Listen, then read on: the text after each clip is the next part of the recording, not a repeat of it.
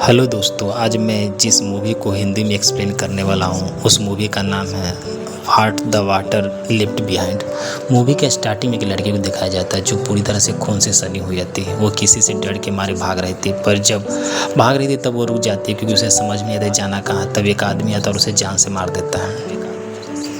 दूसरे सीन में 6 दोस्तों को दिखाया जाता है, क्रेला, टैगो, एरिका, नाचो और बेस्को जो विक्की की गर्लफ्रेंड रहती है। और वह सब शॉर्ट मूवी के लिए एरिका के गांव बेनिका जा रहे थे जो कुछ साल पहले बाढ़ में वो बर्बाद हो गई थी। तब बेस्को एरिका से बोलती है कि तुम अपने गांव के बारे में कुछ बताओ। एरिका कहती है कि मैं उस गांव में अपनी फैमिली के साथ रहता था, एक माँ और पिता और एक भाई के साथ।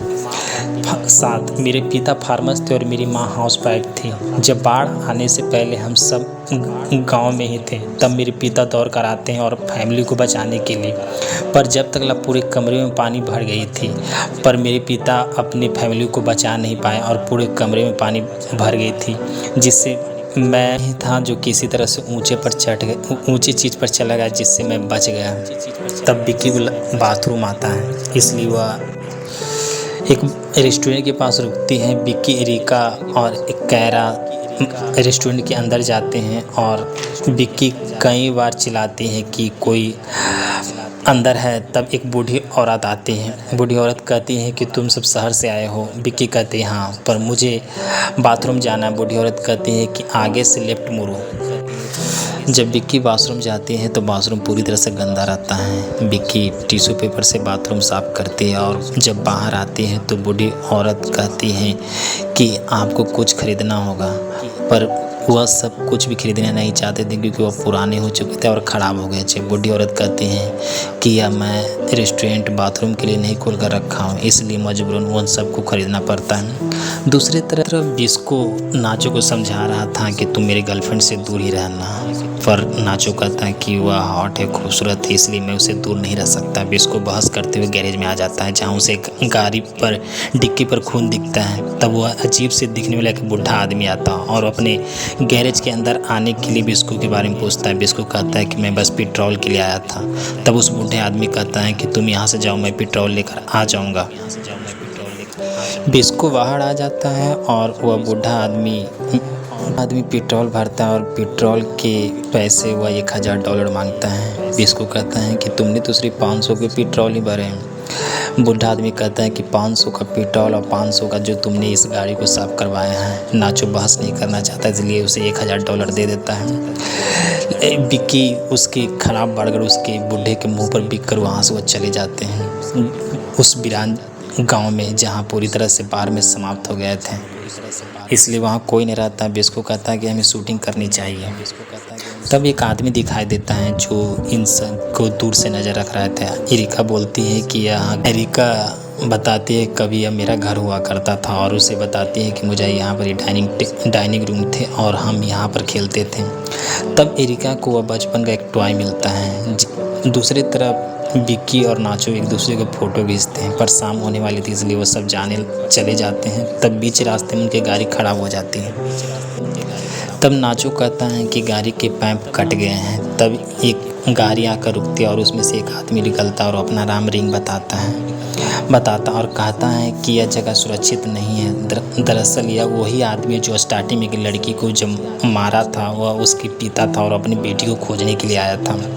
जब रिंग पाइप को चेक करता है तो वह कहता है कि यह पाइप कटा नहीं है, किसी ने काटा है, इसलिए इसे ठीक करने के लिए हमें मैकेनिक के पास जाना होगा। तब वह बिस्को के साथ लेकर वो चला जाता है। एरिका, टैगो और केरिका वह कब्रिस्तान की वीडियो बनाने के लिए चले जाते हैं और नाचो और विक्की गाड़ी के पास रुक जाते हैं क्योंकि वह गाड़ी को देखना चाहते थे।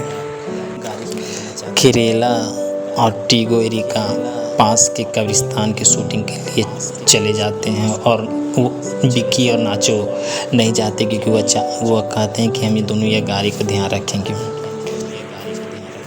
टैगो एरिका कब्रिस्तान की वीडियो बनाते हैं। एरिका बताती हैं कि हमारी फैमिली इसी इमारत में दफन हुए थे, मेरी फैमिली इसी जगह दफन गए थे। जब एरिका एक कब्रिस्तान के पास जाते हैं तब उसे एक सांप काट लेता है। इसलिए डीगो और करेला और एरिका को उठाकर वापस आते हैं। दूसरी तरफ रिंग बेस्को जब जा रहे थे तब उसे गाय का सिर पहने एक आदमी दिखाई देता है। रिंग उस आदमी को मारने के लिए गन लेकर जाता है। तब बिस्को पर एक गार्ड के सर पहने आदमी हमला कर देता है और बिस्को को मार देता है। जब तीनों गाड़ी के पास आते हैं तब वह दोनों नहीं दिखाई देते हैं। उन्हें खोजने की कोशिश करते हैं पर नहीं मिलते हैं। तब एरिका को कैमरे में कुछ दिखता है और वह डीगो को दिखता है कि कैसे वह गार्ड कैमरा में देखता है कि कैसे वह गाय का सर पहने हुए व्यक्ति बिक्की को खींच कर ले जा रहा है। तब उन्हें कुछ सुनाई देता है और गाड़ी हिलने लगता है। डीगो एरिका को समझने की कोशिश कर रहा था। डीगो बाहर निकलकर कुछ देखने की कोशिश करता है। तब करेला को गाय का सर पहने व्यक्ति दिखता है, इसलिए वह डर के मारे भागने लगती है। तब उसका पैर एक स्टील के इथी में फंस जाता है और एक आदमी आकर उसका पैर काट देता है। डीगो डर के मारे वहाँ से भागता और दीवार के पीछे छिप जाता है। तब रिंग उसे उसका पकड़ लेता है और उसे शांत रहने को कहता है। डीगो और रिंग जब वापस आते हैं तो करेला का पैर कटा हुआ दिखता है। करेला का पैर कटा हुआ दिखता है और करेला और एरिका को वह लेकर चले जाते हैं। करेला को ले जाकर उसका हाथ पैर बांध देते हैं और वह वही सन के लोग रहते हैं जो रेस्टोरेंट में काम कर रहे थे। और करेला को आदमी कहता है कि तुमने मेरा वीडियो बनाया था ना, अब मैं तुम्हारा वीडियो बनाऊंगा। और एरिका का एक धारदार चीज़ से दूसरा पैर काट देते हैं, काट कर अलग कर देते हैं।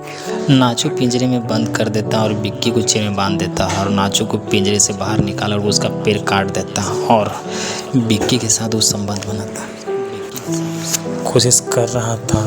तब डीगो पीछे से आता और उस आदमी को जान से मार देता है और बिक्की को ले जाकर नाचो डीगो भागने की कोशिश करता, पर वह दोनों रास्ता भटक जाते हैं और बिक्की वही दूसरे हंटर के पास चले जाते हैं जहाँ पर करेला को बैठाकर वही खराब बर्गर खिला रहे थे।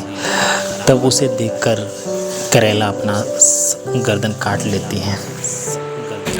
डीगो वहाँ से भागकर वह दूसरी जगह आ जाता है जहाँ उसे तीसरा हंटर मिलता है।